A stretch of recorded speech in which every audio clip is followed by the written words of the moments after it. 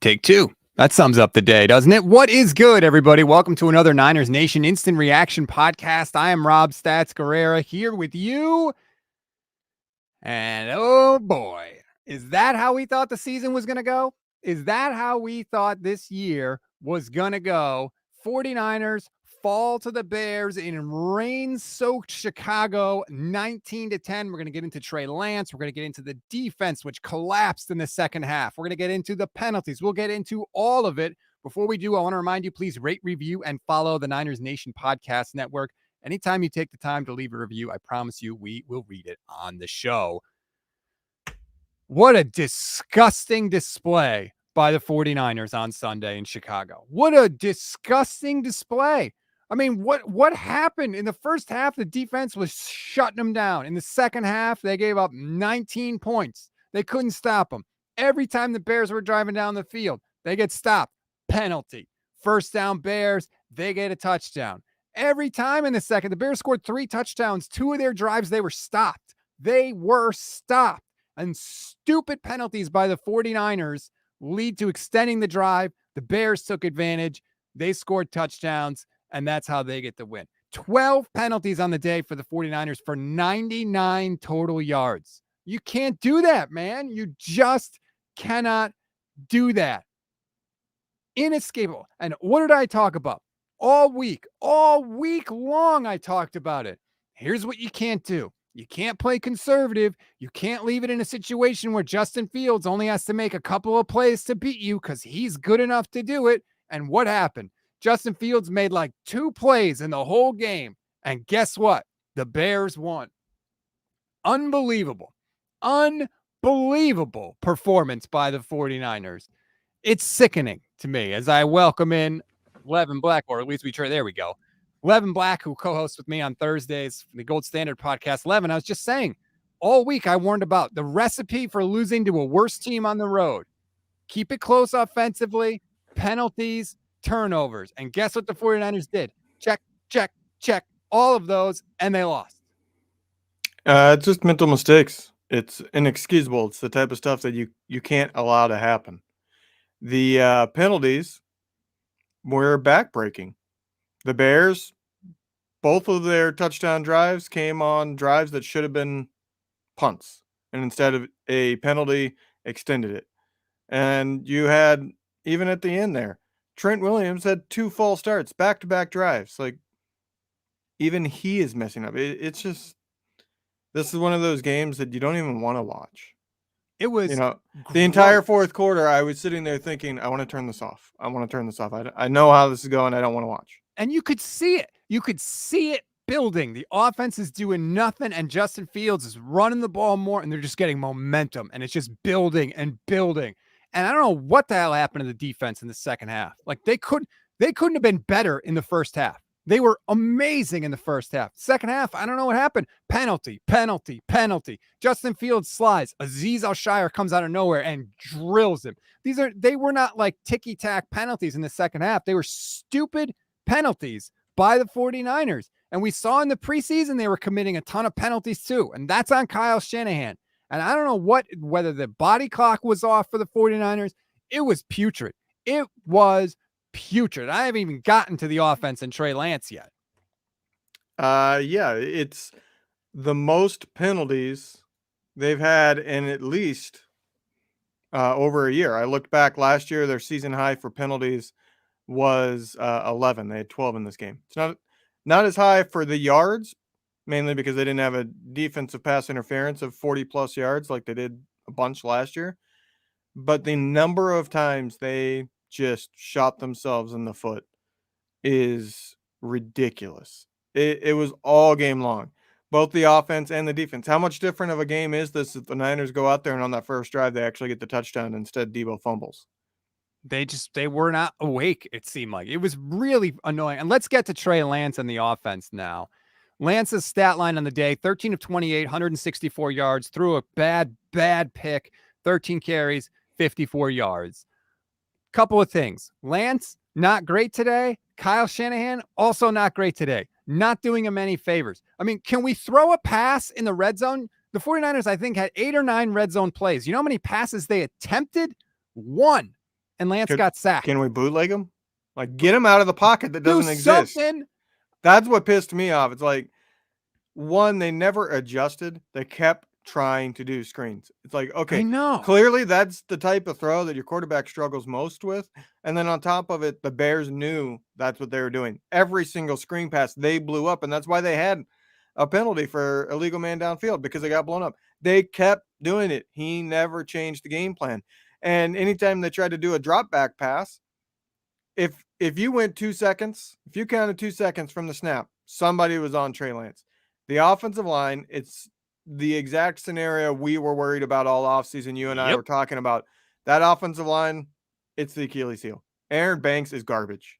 The fact they went into this season. Hold on. He was ready to start last year, Levin. Remember? Yeah, the bootlickers said that. Hey, he can't even make the roster on game days, but he's ready to start. It was just that they were trying to make him a left guard instead of a right guard. It's like, yes, I understand it is different, but it's not so different that he can't even make the roster as a backup. Like, that's just stupid. He was inactive on game days. You know, some of the bootlickers, they need to look in the mirror, because this game proved that he just isn't it. He had a bad preseason and a terrible game today. Now, the weather didn't help anything, but what you saw from today, it's not like he was going against a dominant defensive line either. And it wasn't raining for the middle chunk of the game. It didn't really get crazy until like the end of the fourth quarter. It was obscene. It was like biblical rain. But Robert, but why not move? Why not move Trey Lance? After you see, okay, he can't get more than 2 seconds. How about we move him out on a bootleg? And instead you had him doing the traditional drop back pass, to where he doesn't get enough time to look at anything develop, and then he's having to scramble for his life. Not that he played well. I don't think he played horrendously. His stat line looks horrendous, but he didn't play terribly when you consider the offensive line and the weather. But Kyle Shanahan did not adjust a single thing in this game. Robert Groom's watching on the YouTube page. If you're going to just throw short passes and have a quarterback stay in the pocket, why give up 3 first-round picks when you have Jimmy G already? No game plan for Trey. The amount of screen passes was ridiculous. The worst thing Trey does is throw accurately on short passes. Like, why are we throwing screen?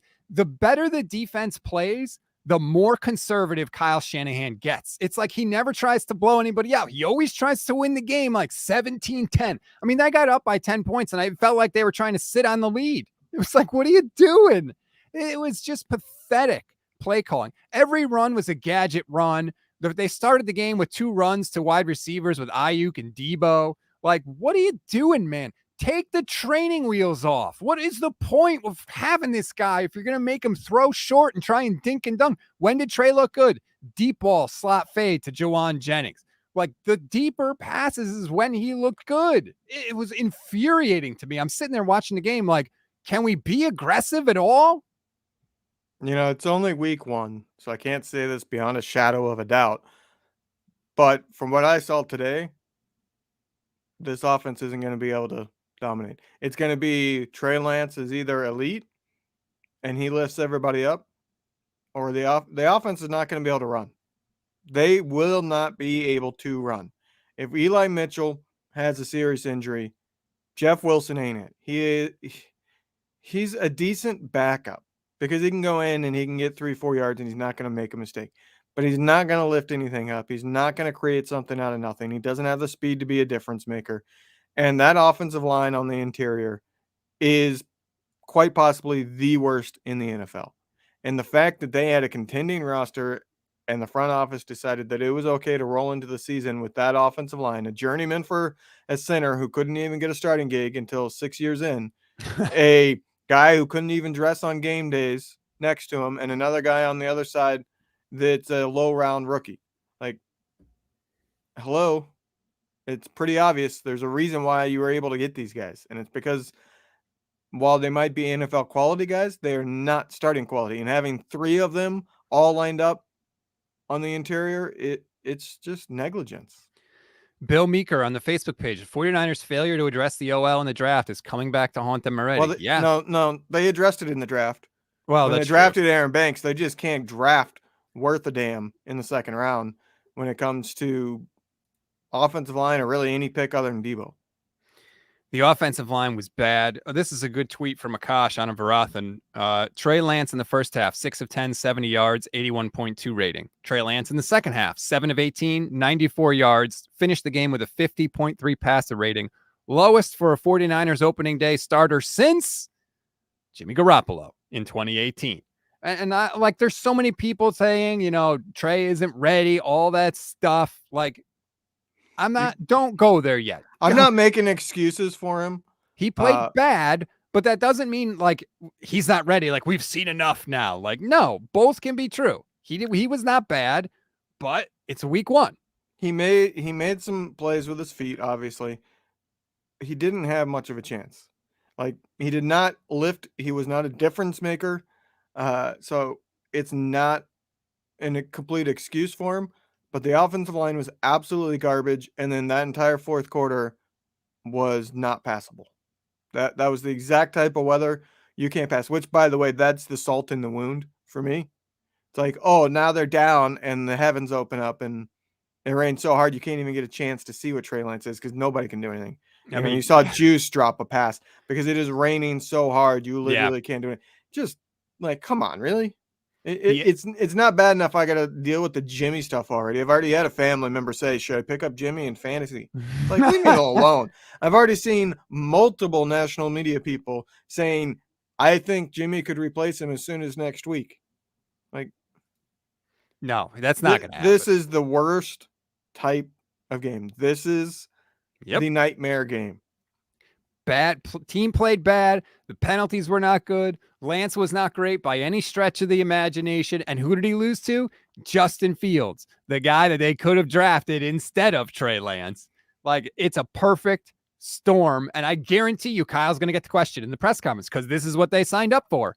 Did you ever consider going to Jimmy? I guarantee you he's going to get asked if he considered going to Jimmy Garoppolo. Jed watching on the Facebook page. Justin Fields is a difference maker on a garbage team, but Trey isn't yet. Totally worth it. LOL. Again, I'm not making any grand pronouncements about Trey Lance's career, but Justin Fields was a difference maker today. The long touchdown pass that he had to Dante Pettis, which of course it went to Dante Pettis, right? The long touchdown, Fields breaks contain, avoids rushers, rolls out, throws to a wide open Pettis as coverage breaks down. I don't know whose fault it was. Maybe Hufanga. I'm not sure. It looked like Hufanga kind of broke off and tried to tackle Justin Fields from across the field on that play. But I think it was both him and Greenlaw. It's kind of one of those.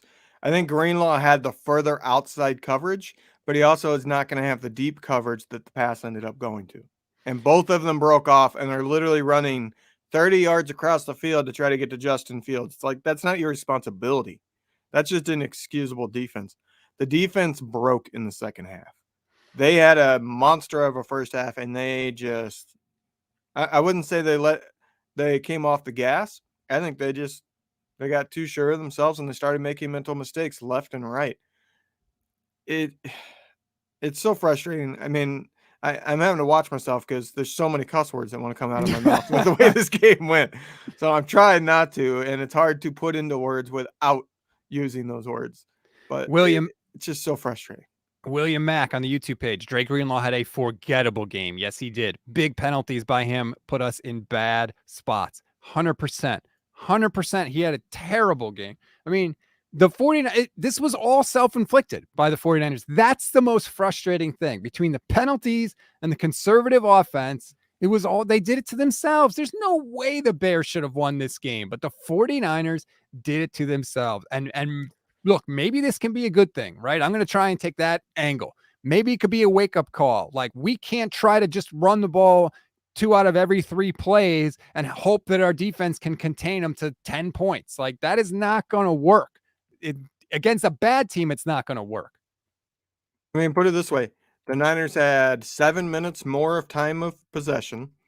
They had a better third down conversion rate. They had more first downs, and they outgained the Bears by 127 yards. Yet they almost got doubled up on the scoreboard. That only happens when there's turnovers and dumb penalties. They lost the ball twice, 2-1. They lost the turnover battle. Should have been 2-2, but apparently Gibson really is a perfect replacement for Tart. Can I just say, Talanoa Hufanga he is good, man. He started one game as like the guy as the starting safety. He has an interception immediately.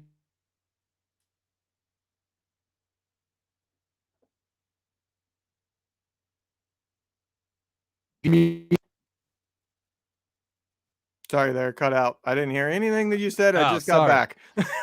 I apologize. My internet is performing like the 49ers defense today in the second half. Hufanga looked great.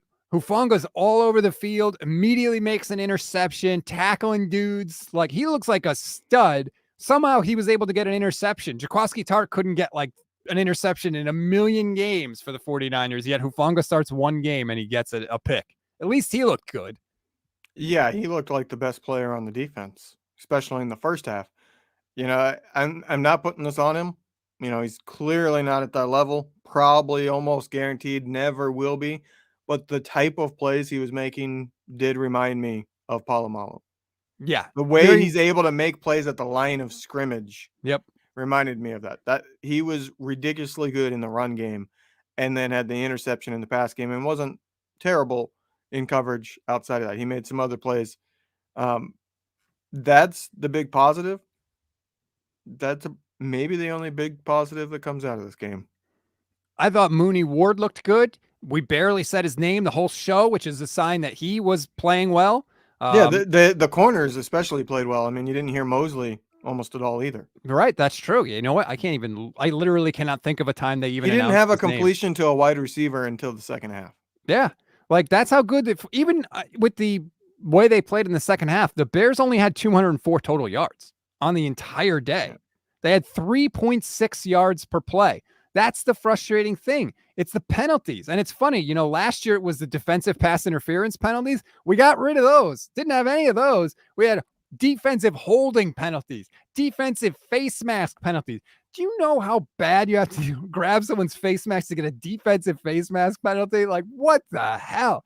But this is what happens when you commit these penalties and give teams second chances, especially with a quarterback that's as athletic as Justin Fields. You're going to risk getting beat by a worse team. And that's exactly what happened today. Can I just say, I don't really agree with Justin Fields being a difference maker. He made a few plays, but anybody can make any mobile quarterback's making that pass to Dante Pettis.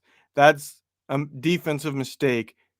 I think really the big difference between Trey Lance and Justin Fields in this game is Trey Lance escaped up the gut and Justin Fields escaped to the outside. When you escape to the outside, you got the ability to keep looking for a pass. And when you escape up the gut, you're just running and getting what you can. And I think that was a big difference, was that a lot of the times Trey Lance scrambled, he didn't get the chance to then look to see if anybody was open. Part of that was also that once he beat one defender, he had another defender in his face. But it's that's going to be the lasting thing for me is the offensive line. It was if they don't have a really big improvement, boy, you thought the Rams are in trouble with their offensive line on that Thursday game, and everybody was making fun of them because they gave up 7 sacks. The way in which the Niners offensive line got shoved back into the backfield on both run plays and pass plays in this game, you're just not going to be able to do anything offensively. It doesn't matter who's back there. It was terrible. And when you get pressure up the middle, that's the worst thing for a quarterback, even a mobile quarterback. That's the worst thing for it. I'll say this. This would have been a 7+ sack game if Jimmy was in. Well, I don't even want to get into that, though. I don't want to get into that game of what if Jimmy Garoppolo was in. I know. I'm just saying, like, there were a lot of would-be sacks that were avoided because Trey Lance is a big physical mobile quarterback. The offensive line was a terrible problem. Like, when Lance is trying to mount a comeback and he's got pressure every single play, which, by the way, that goes to what you were saying, right, Levin? Roll him out. Try to get him some looks where he doesn't have to sit back there in the pocket. Get him away from the interior offensive line. I didn't like anything about the offensive game plan today. I didn't like the conservative play calling. I didn't like the play by the offensive line. I didn't like Trey Lance. To me, he wasn't terrible, but he wasn't great, and it's just ugly. This whole game, other than Hufanga and like Mooney Ward, the whole game was ugly. I can't think of, was there anybody on offense that you thought stood out for the Niners? I mean, no. Debo had a big drop at the end of the game. He had the drop and the fumble. Yeah, the fumble. Elijah Mitchell hurt again. Can the 49ers have a running back that can finish week 1? Is that Yeah, too I much to think ask? I think he might be done for season because they ruled him out before halftime. Yeah. Teams, even if it's like, well, we think it might be serious, but we're not sure if it's the ACL or whatever, they will say questionable until they get confirmation. The fact that he was ruled out so quickly, best case scenario is short term IR. Well, I'm going to wait before I diagnose any of that, but it's just, I cannot believe that the thing that you're worried about all week is literally the things that happen. Here's Shanahan on the worst penalty, the Greenlaw personal foul, which Shanahan said was the 49ers' worst penalty. The worst one was that unnecessary face mask when we stopped the back in the backfield. 2 stupid penalties that led to 14 points. Real disappointed in us. How could you not be? How could you not be? And here we go. On Lance's interception, Shanahan was asked, did Lance telegraph the pick? Kyle said, no, the safety made a hell of a play. Like, he might have made a decent play, but Lance telegraphed it. He was staring at him the entire time. Both can be true. I honestly am not gonna. I don't know for sure either way. I was too pissed off at that point. I do think the safety made a good play because when you looked at the moment that Trey started to make the pass, it did look open, but the safety was already breaking, which is normally a sign of, yeah, Trey Lance or the quarterback telegraphed it, so the safety's able to break early. Lee, watching on the YouTube page, says the O-line was not the problem. Trey Lance still a rookie to diagnose where the ball need to go. He's a rookie. Well, He's I not a mean, rookie. he's not a rookie, first of all, even though Kyle Shanahan called him a rookie. This is part of the reason I wanted Trey to play last year, because these are the growing pains that he is going to have as a young player. I wanted to get rid of all that crap and go through all of those last year. 49ers didn't want to do that. So you just kick the can down the road. And guess what? Week 1, growing pains. And I don't know about you, Levin, but the most frustrating thing for me, maybe not the most frustrating because that's a long list. When they got down double digits, I felt like we can't come back. I felt like this is over. Like I just got that same old feeling I got when you know who was the quarterback. This offense, when they get down double digits, it's tough sledding. Mm, I only felt that way because the weather turned. Once it got so rainy, I was like, "There's no way you're not making 2 long touchdowns quickly to end up getting back." It just to me, if it wasn't for the rain, I would have had hope. But it's just like I said, that's the salt in the wound. Oh, they're down now. They really need to score. Here comes a monsoon. Awesome. Yeah, but they had a huge portion of the game where it wasn't raining, where the rain couldn't be your excuse. And they didn't do anything. They didn't do anything. I mean, Trey Lance missed Tyler Croft open for a touchdown, just overthrew him. Like everybody was off today. Nobody was crisp. Nobody was on it. I know the defense came out great, but then they just in the second half, I don't know what happened. I do not know what happened. And the 49ers had good starting field position in the entire first half. I mean, it was almost every time they were at seemed like the 35, the 40-yard line. I think their average field position in the first half was like their own 43-yard line. They even started a possession in Chicago territory at one point. They did not take advantage of their opportunities, and the Bears did. I don't want to be too negative. I don't know what was going through his mind on this, but it did stand out to me when it was on TV. The play that the second scoring drive got extended on, where Nick Bosa almost gets the sack, gets held horribly, and Justin Fields escapes. And then I think it was the defensive holding that extended the play. Uh, they did a close up of Nick Bosa, like as the penalty was being announced, and he put his head down. He rolled his eyes. He was disappointed. Just body language terrible. And it's like, you're a captain, dude. Rally the troops. That's not the type of. I don't know if it was because he got held so badly that he's just mad 'cause he cannot get a freaking holding call. Like I'm at the point like they need to every single press conference start taking the fines. Go ahead, Kyle, take the dang fine and publicly say, can the league start calling the holds on Nick Bosa and just call him out publicly and take the dang fine. Jed York, pay it because I'm sick of it. But whether it was that, like if it's that, I can somewhat give him a pass. But if it was the fact that the drive extended because of penalty, like you're a captain, you can't be doing that. you got to keep your head up and you got to go rally the troops. Hey, we're going to stop them again, and instead his head went down. He was, I don't know how to describe his face, but he was grimacing like in a, you got to be kidding me type of face. And it just, I remember seeing it and thinking, whoa, that's not a good look. I mean, he's not really a good body language guy in general, and that's why, like, I don't know. I agree with what you're saying. Not everybody that's really good, just because you're really good, it doesn't automatically make you a captain. And just because you're not really good doesn't mean you can't be a captain. There's part of it. Like, you do have to rally the team. They just, even Trey at times kind of looked like a little, like it was snowballing on him a little bit, Oh, to it be definitely honest with you. snowballed. Like they were doing fine in the first half. When they got that long touchdown to Dante Pettis, it was done. That's when it That's when Kyle snowballed and it was said that over. it switched. But like, you can't, that's also no excuse, right? Oh, wow, the Bears got a long touchdown. Guess that means we can't do anything now. Like, that touchdown came with 5.5 minutes left in the third quarter. Like, you can't just go in the bag. You weren't even losing after that touchdown. You still had the lead. So, like, somebody needs to rally the troops. Somebody needs to get people together on the sideline and say, hey, we're still winning. Calm down. We're going to be fine. Whether it's Warner, whether it's Lance, if he needs to do it since he's the quarterback, whoever the hell needs to do it, but somebody has to. Just because they make one long play, the sky is not falling. That was really the only play that Fields had made up until that point, and you still had a 3-point lead. Like, that can't be the excuse that, oh, we just lost the momentum and that was it. Can I just say it's going to be miserable for a week? Oh, it's going to This be. is this is not going to be a fun week. Well, but this is what the Niners have signed up for, right? Oh, Trey Yep. Lance. Oh, no, he wasn't Yeah, good. nobody to blame but themselves. And you're damn right. I'm mad that they make me deal with it. Yep. Because we got to talk about it, and I got to see it on Twitter, and not so. Talking about salt in the wounds. Not only do I have to be disappointed in a loss and hear it from friends and things like that, but I got to hear and see. Well, maybe this should go to Jimmy. Oh, it's a Jimmy time. And like that's not something possible if he's not here.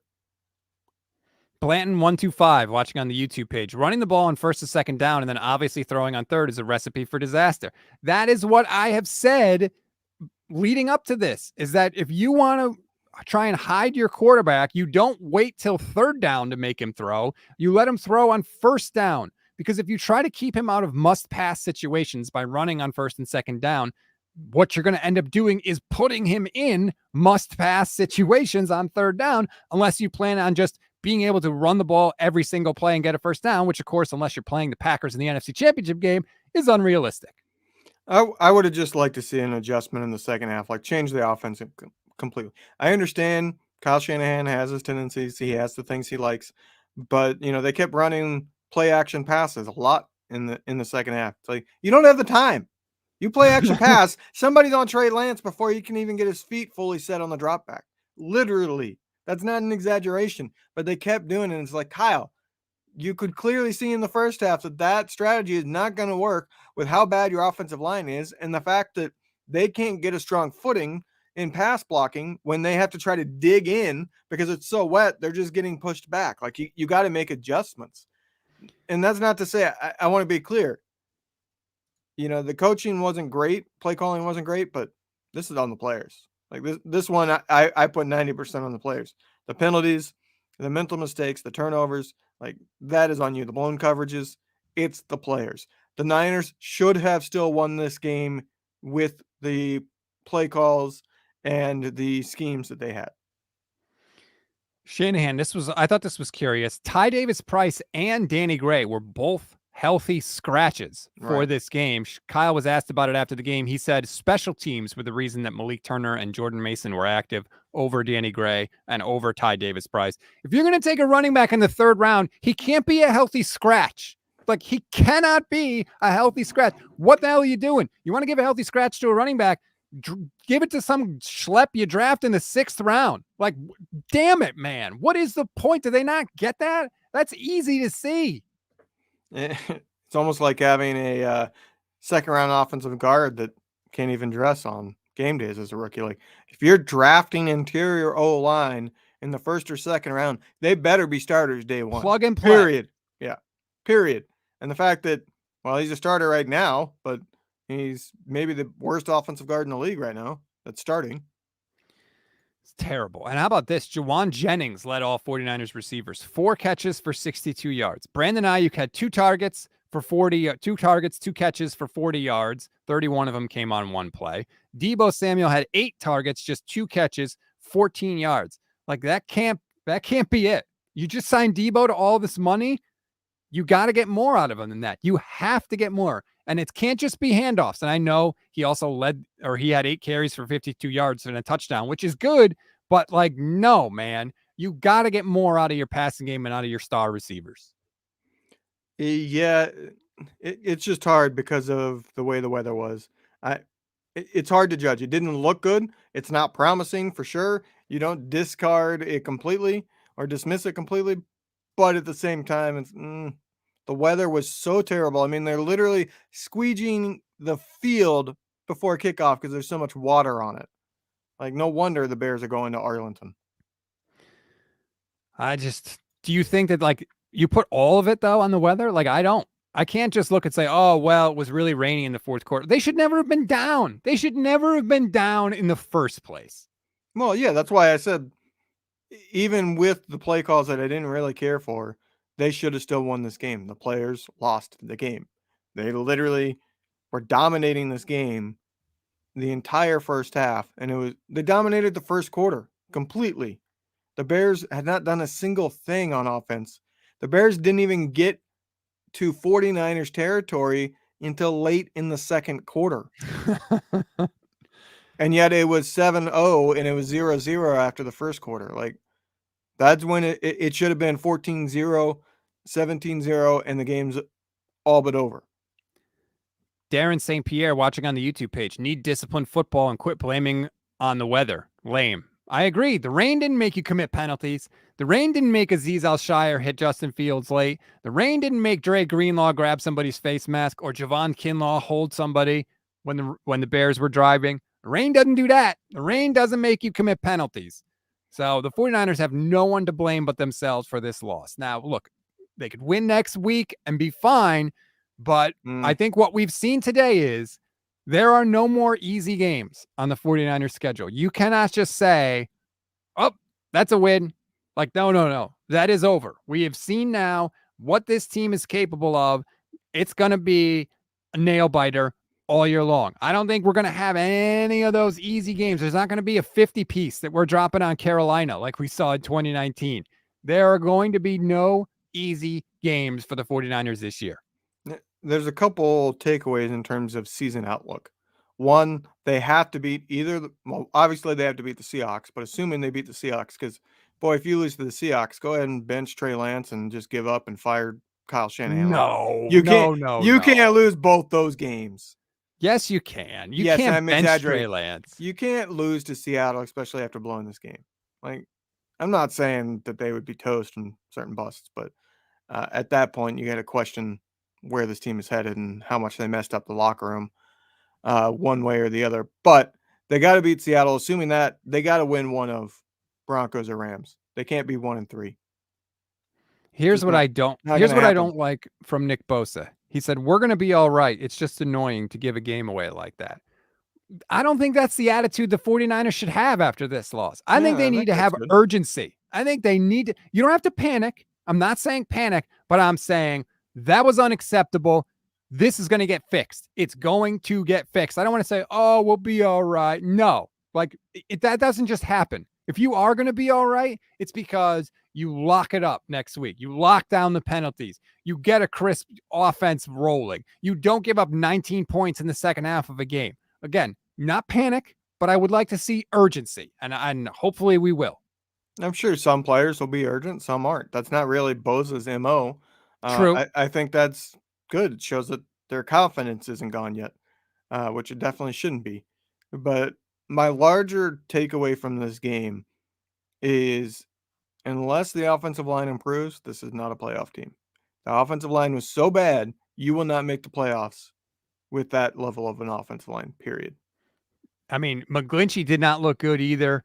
By the way, Jesse on the YouTube nobody looked good. Trent Williams had false starts. He didn't get his butt whooped, But he had false starts, and the interior offensive line, I don't think any of them played a good game to varying degrees. Some of them played absolutely horrendous. And McGlinchey didn't do well either. Jesse Garcia says, we're going to be okay, guys. We'll get the bad taste out of our mouths. Blanton125, loss is a gut check. Glad it happened in the first game. That's fair. The first part, sure. Loss is a gut check. Glad it happened in the first game. Why? Like, you could have won. How is it better in the first game?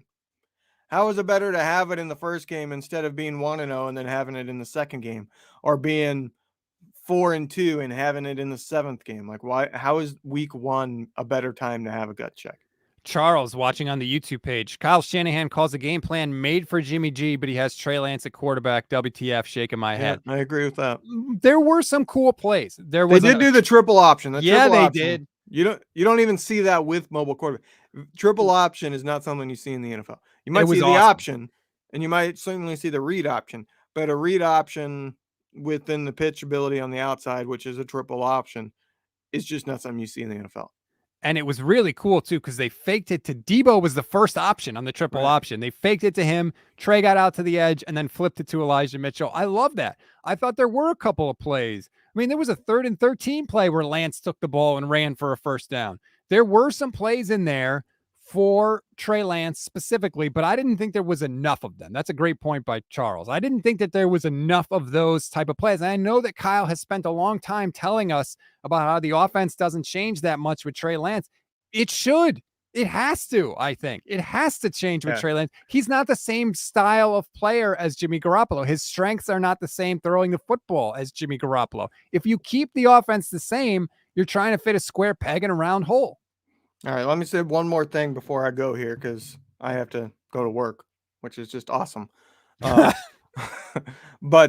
when's the last time the NFC West had everybody with a losing record? Because it's quite possible. You got the Cardinals playing the Chiefs, and you got the Seahawks playing the Broncos. It is quite possible all 4 teams in the division are 0-1. I don't know. I honestly can't remember. It's been a really good division, or at least had one of the best teams in the league pretty much since the Niners came up and emerged in 2011. So it's been a long time. I would bet it's been a very long time since all 4 teams had a losing record in the same week. Kyle Shanahan said he doesn't know Elijah Mitchell's long-term injury status. He has unclear. The one thing I haven't seen, I know Trey Lance spoke. I think Trey Lance spoke already. I want to see what he says after the game, because we talked about the frustrations we've had with Jimmy Garoppolo after losses and how he never took personal responsibility. He always said, we weren't good enough. We could have been better. We, like he was French. I want to see what Trey Lance has to say. Is he going to come out and step up and take responsibility and talk about his poor play when at times? I hope he does. But I want to see it. You know, this is a test. We're going to learn about Trey Lance and about how he responds as we go along here. And we don't know yet. Yeah, it'll be interesting to see. That's certainly something that you and I have ranted about multiple times, when Jimmy Garoppolo would have a terrible game and come on and say, oh, we just weren't good enough. No, get the we out of here. At some point, you have to say hi. Well, Levin, I appreciate you hopping in. I wish we, had happier things to talk about here. But nonetheless, thanks for hopping in. And I'm sorry that you have to go to work now. Yeah. Maybe it can be a distraction, but I doubt it. All right. Thanks, Levin. Debo Samuel is talking now. It'd be interesting to see what he says when he meets the media. I want to see what they say and how they follow it up. That's the other important part of this. How do they follow it up?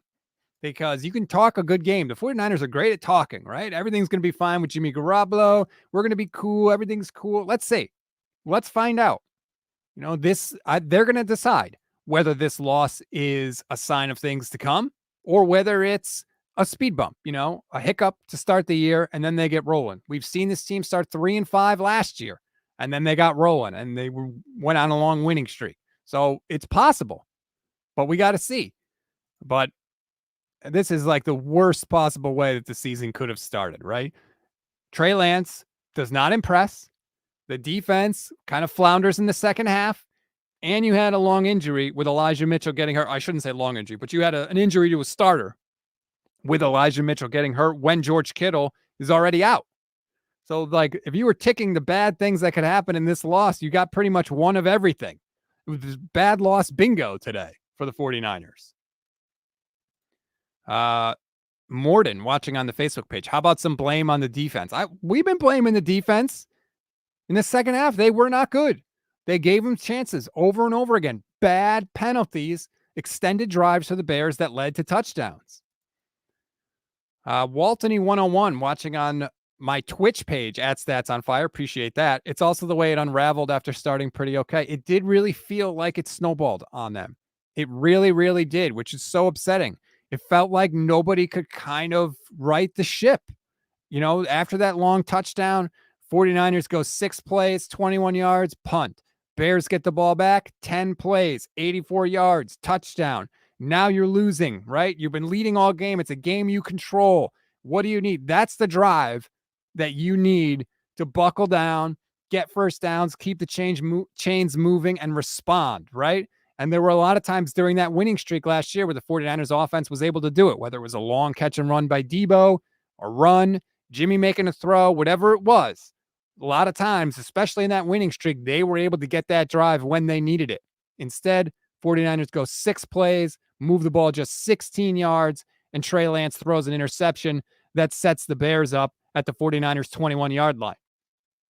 That's what you can't have if you're the 49ers. You can't have bad offense with a turnover that sets the defense up in a position to give up points immediately, right? Like if Trey Lance, like we saw it earlier in the game, Debo goes down the field, fumbles the ball, not a huge deal. The Bears had the ball at their 12-yard line, right? And then they ended up throwing an interception on that drive anyway. But when you set the defense up in a position to give up points immediately, that's the recipe for disaster. That's the one thing that Trey Lance can't do. Those crushing turnovers are the ones that really kill you. If he has that turnover 30 or 40 yards down the field, same throw, it's not backbreaking. But because he had it when he had it, it was backbreaking for the 49ers. That hurts. Now, I haven't even looked at this, but I'm being told that Kansas City they're already winning 14-0 in the first quarter on Arizona. That's fun to see.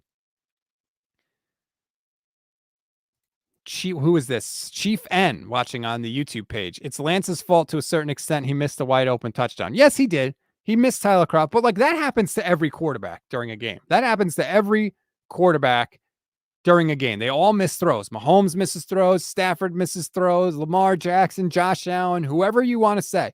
The difference is those aren't game-defining plays because they make other plays, right? They make other big plays. They still keep the offense moving. That was the frustrating thing with Jimmy. We all remember the plays that he didn't make because he never seemed to make up for it. There were never any big plays, so those always stand out in our mind. Like if he had just hit Emmanuel Sanders in the Super Bowl, if he had just hit Brandon Ayuk in the playoffs against the Cowboys, if he had just hit a wide-open Kyle Juszczyk any of the million times he had him, we remember those because he doesn't have those big play follow-ups. That doesn't happen right now for the 49ers, and it's depressing. Very depressing. It was this is going to be a humbling week for you as a 49er fan, and you're just going to have to eat it. You're just going to have to shut your mouth because you're going to have to hear it from everybody.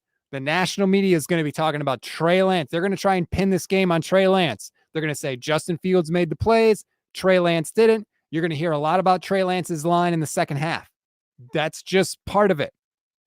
That is what it's going to be, and you're not going to be able to say anything back as a 49er fan. You're not going to. You're just going to have to swallow that humble pie, and it's frustrating. Oh no, TJ Watt might have torn his pectoral muscle. Oh, that's not going to be good for anybody. Sorry.